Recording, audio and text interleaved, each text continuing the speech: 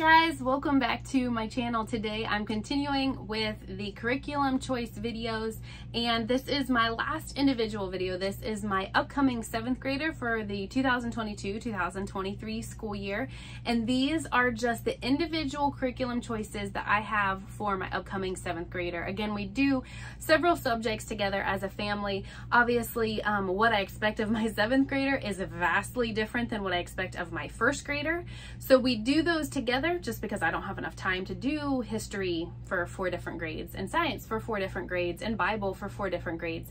We do them all together, but what I expect of my 7th grader obviously is a little bit more increased than what I expect of the other kiddos.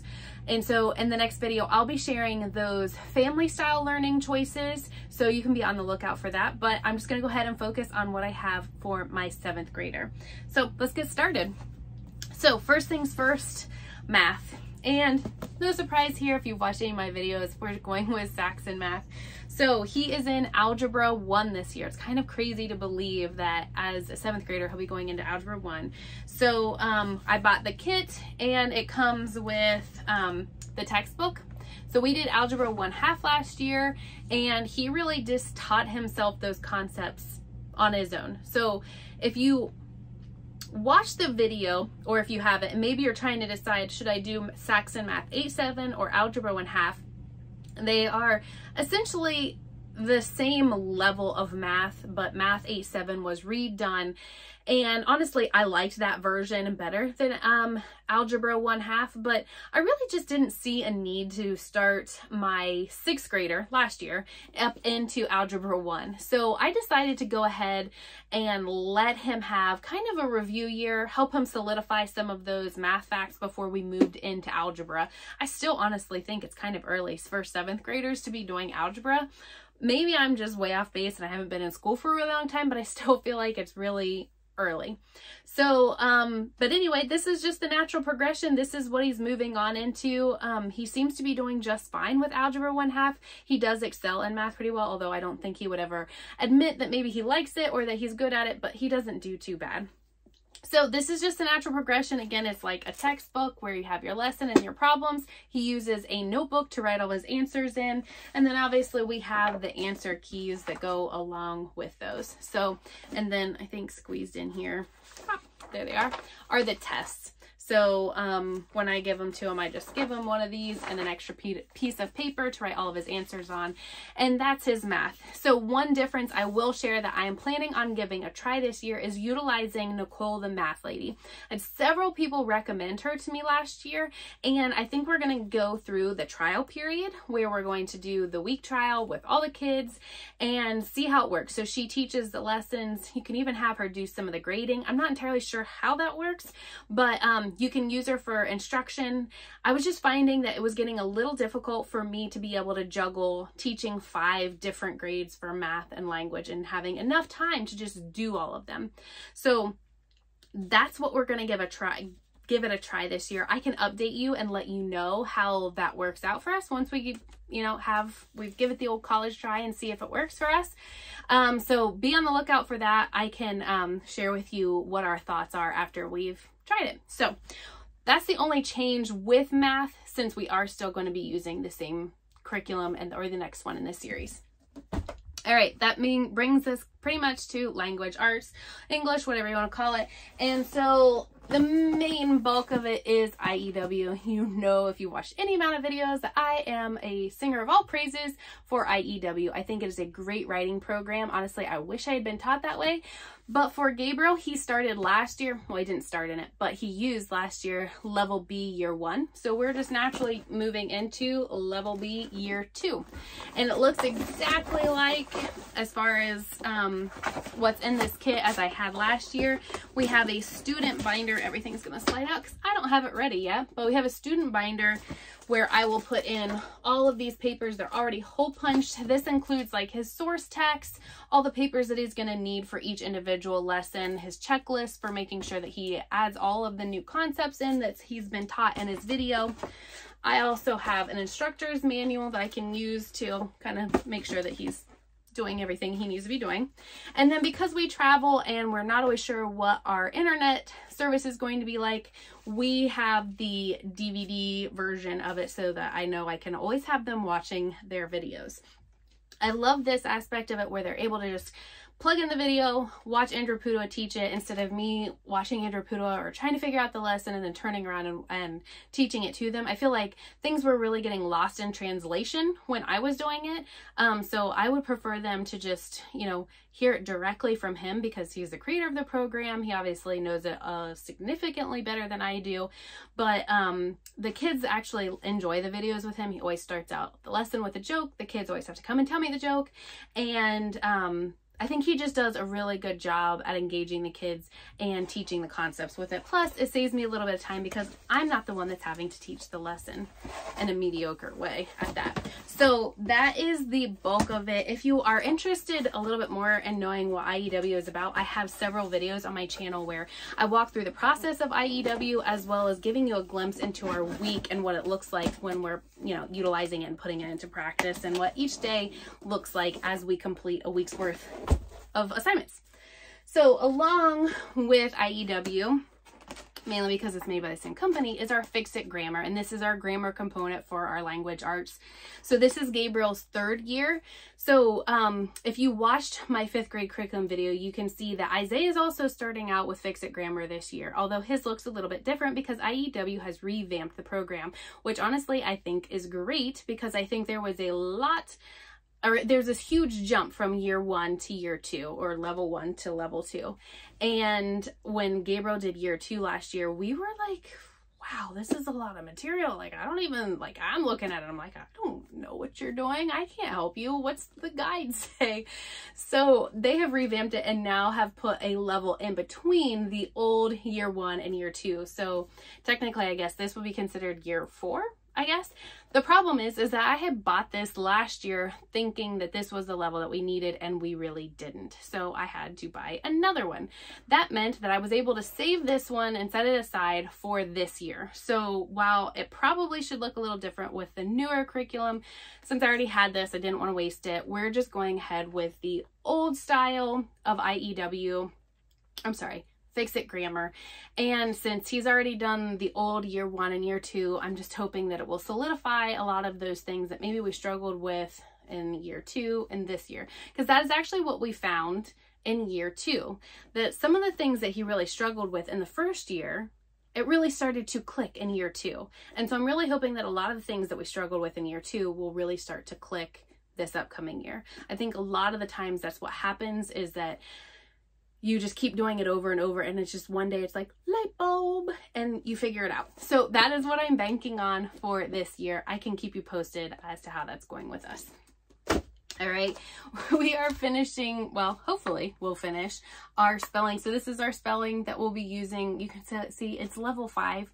I feel like spelling is just like a never ending, like there are just a million words that you could choose and it just doesn't really matter as long as they're practicing and they're pushing you and you're practicing on those new words. It doesn't really matter what level it is. I mean, I'm reading a lot of the words that are in even a level 5 and I'm like, I don't know how to spell those. So like, look at some of these words, like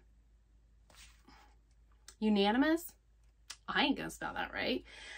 Crucifixion, punctuation, racquetball, poinsettia. I can tell you, I am definitely not spelling all of those words correctly on my own without spell check or like word where it's going to correct it on my phone. So we're just going to go ahead and continue on this. If we finish through this book, then we'll just move on to level 6. This is the Abeka Language Arts Spelling Program. So my oldest son, he does relatively well with spelling. I won't say he's a perfect speller and gets everything right, but the list method seems to work with him. We haven't had any major issues where the things just aren't clicking. It's just kind of like it kind of comes naturally to him. So we didn't feel a need to give, you know, spelling UC a try with him as we have with my second son. So we're just going to continue with this list method. I think we might do spelling maybe this year and next year, and then at that point we might just call it quits and you know, really focus on writing and then making sure that we're spelling the words correctly that we're writing. I feel like at some point we might want to just stop spelling and just make sure that we're writing well. I don't know. I haven't really looked that up. let me know. Do you guys do you do spelling all the way up into high school? That is something that I need to start thinking about as we get into these high school years. But I feel like in my high school, we really didn't do spelling all the way up through there. I don't know. Let me know your thoughts. But anyway, that's what we're continuing for our spelling for next year. All right, so those are like the main things that we're focusing on. I have a couple of other things. One, as he's getting into 7th grade, you know, you get into middle school and you maybe in a traditional school setting, you might have an opportunity to pick an elective. So I asked my son, okay, what is something that you would personally want to learn about? Because I kind of I want him to enjoy learning. I want him to look at whatever it is and realize there's learning to be done, and it can be fun, especially when it is something that interests you. So I asked him, and he said he wanted to learn something about music. I don't think I really ever shared this, maybe a little bit, but my oldest son is a very good piano player. He takes lessons on the road still. He plays a lot. We're at the point where we're like, bud, you have to either put your headphones in, because it's a keyboard, or you have to stop playing because we can't take it anymore. And it's not even that it's not good, it's just that the piano is on all the time. And so there are just certain times where we have to tell him, like, headphones or give us a break for a little bit. He loves to play the piano. So his request was that he wanted to learn something music related. Okay, I thought it was a great idea. So I started doing some looking into that. And so here are some things that I'm hoping will be a good suit for him as far as his desire to learn a little bit more about music and music history. So I found a Meet the Great Composers, comes with a CD, and it focuses on lots of different composers throughout history, and has even some worksheets in it that he can do. And kind of, I'm sorry. That was my watch over her eavesdropping on me. So it goes through several different sorry, totally that made me lose my train of thought. Goes through several different composers, the history of them, maybe some of the things that they have with their music, because it does come with a CD, and that they can listen to the music with it. And then these are the activity sheets. That apparently, oh, I didn't even realize they were loose leaf, so I can make copies of them if I wanted. But like a word search, facts about the different composers, name that period, so it's kind of focus on, like, was it Baroque, classical, romantic, impressionistic, or contemporary, you know, being able to fill in the blanks with some words. But I'm hoping it'll be informational. He loves Scott Joplin, so he loves to play ragtime music. So we noticed that he was in here, so that was exciting for him. And then as a companion, I got him this book. Sorry, there's a glare. I'm trying to find it to where you guys can maybe see it. All right, so it's not working. So it's the lives of the musicians, and it goes same thing. It has, like, I don't know, 3 to 4, 5 pages maybe of the different composers and like some drawings on them. So here's one about Bach, and so has just a picture and then something that he can read on his own. I think that's it. So it had just the 3 pages, and then it was just a used book that I found that from an old library that will go along with it. So he chose this as something he wanted to study. So this is kind of like his elective. Now, I chose an elective for him, and basically this is just something that we're adding on because I hope to get him a little bit more involved. We might do something along the lines of, in the upcoming years, whether it's 8th grade, 9th grade, where we're gonna sign him up for more of like an online class to do Spanish. So I got these little books online just to be skill builders in Spanish. And so this, he might do like the composers for half the year, and maybe we'll focus on Spanish for the second half. This was something more of the elective that I chose. I would like him to learn Spanish. I love Spanish in high school, and so I just think it would be great. We've talked about in the past how it's important, you know, if you want to be able to share the gospel with other people, well, what happens if they don't speak your language? Wouldn't it be great to be able to speak their language? So this a lot is just going through some of the just the words, you know, being able to figure out some of the rules. But I I don't know. I know enough Spanish to help him through. I don't know all of the vocabulary, but that's a lot of what this is going to be doing. So it might be doing the worksheet and then me practicing the actual vocabulary with him, you know, the proper pronunciation of the words and being able to go over it. But I'm hoping this will just be like a little test or a little, you know, like a little bit to wet his whistle, or so to speak. So I'm really hoping that he will enjoy it. I love Spanish. I'm not fluent by any means. I know just enough to be dangerous, but I loved Spanish in high school. And so I'm hoping that this will just kind of get him ready for a little bit more rigorous study in his high school career. So these are something that I picked out. I don't think he's super excited about it, but it is what it is. We're still going to do it. All right, the last thing that I want to share is something that we are doing. It is typing without tears, and I don't have anything physically to show you. I know I have shared that my younger kids are also doing this. We started it at the end of the last school year, and we will be continuing in, with it this year. Each of my kids has a different login. They can all track their own progress. They are doing the same exercises, but at different speeds. Gabriel's flying through it because I didn't know where to start the level, so I just started them all at level 1, and he's like, this is really boring. I know how to use a mouse. I'm like, well, just fly through it then and just sit down and knock out several weeks at once. So he's been flying through the program, and we will continue that program in the upcoming school year, whether or not he finishes this one and we move on to the next level. I think there were like 4 to 5 levels. I just didn't know where to start him. He had no keyboarding experience at all. I just noticed that he was typing his papers like this, and I was like, wow, I really dropped the ball. We haven't started any typing program with you. So I've shared that I do that with my younger kids in previous videos, and I've had some questions about that, asking to see a video. So be on the lookout. I plan to give you a little look into what that looks like when my kids are doing that program. So I'll take a little video and let you see what it looks like.